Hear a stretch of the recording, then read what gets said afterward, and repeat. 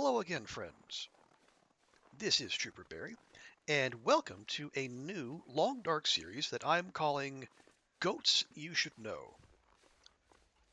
Basically, this is going to be a series of short videos where I can introduce some shortcuts and some little goating opportunities that I've racked up in my time in this game that maybe will be useful to you at some point during your time in the Quiet Apocalypse.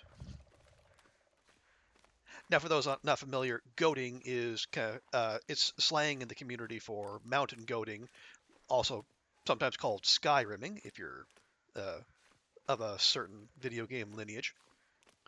Basically, it's the process of throwing your character down the side of a slope in a controlled manner to for any number of reasons. Like why do we goat? Well, sometimes it's just to get where you're going faster, especially if say the weather's turning and you got to get to shelter, or say there's a very large woodland creature closing in on you and you need to get somewhere safe. Or maybe you're one of those people who just goats because it's there. And to be clear, these are all perfectly valid. I should also note that some people are resolutely anti goating. They think it's cheesy or it's immersion breaking or what have you. And hey, let me be clear. That is totally valid as well. The only wrong way to play the long dark is to not play the long dark. So if this video series isn't your particular brand of maple syrup, just help yourself to all the cattails you like on your way out. No hard feelings. But for the rest of us, let's have a quick talk about goating hygiene. Now, for me, I prefer to have 5 bandages on me at all times, especially when goating. Why 5? Well, your character has 4 sprainable limbs, 2 wrists, and 2 ankles. So if you have a particularly bad goat and you sprain all 4 of them, you'll still have 1 left over. Because the last thing you want is to finish a difficult goat and then look up and see a predator closing in on you. Not that this has ever happened to me. Never. Let's see. Anything else? Any other tidbits we want to get to before we get to our first goat? Um. Oh. Uh.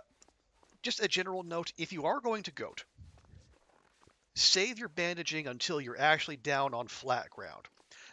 Last thing you want to do is bandage midway through a goat and then get another sprain as you're going. That's just a wasted bandage.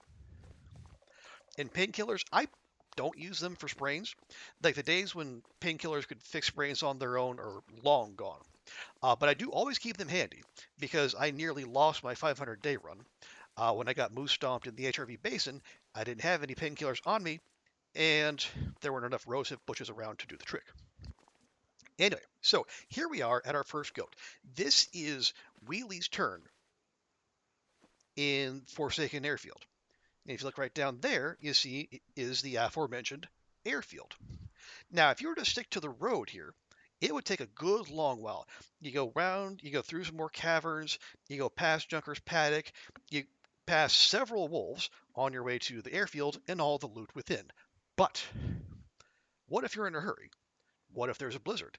What if you're just cold and you got to get somewhere warm quickly? Here's what you do. Now, this might look forbidding, but this slope right down here is actually the quick way to the hangar. So here's what we're going to do. We're going to pop down here. It is a one-way trip, but that's what we signed up for.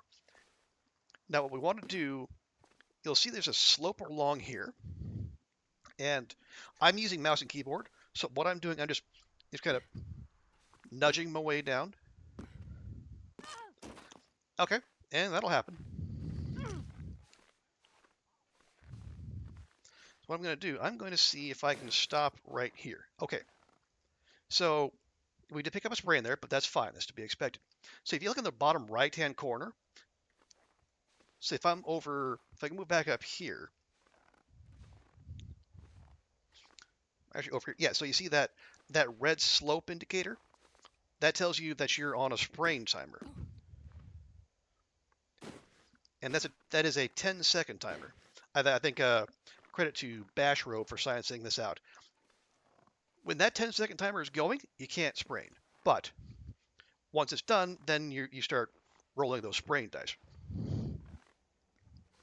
But if you, so you got it right there, I'm at sprain risk. If I come over here to flat ground, the timer resets. So as you're going down, and this applies anywhere.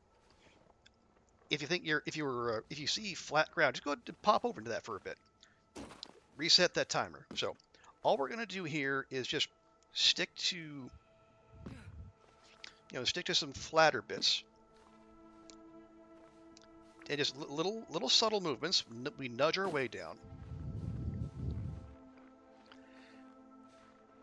and eventually we get down here gently to the bottom of the slope. So if we were to bandage up our sprain, this is when we would do it. But now, let me show you why this goat is particularly useful. And yes, thank you for the epic music there, game. First and foremost, to be aware, there can be wolves down here. I haven't seen them as much since the wildlife refresh, but just be aware. If you are short on food, as you can see, there's a fair number of cattails down here in these marshy bits. But the big draw is just up over the ridge. Now we're moving directly into the wind here, so obviously that's going to slow us down.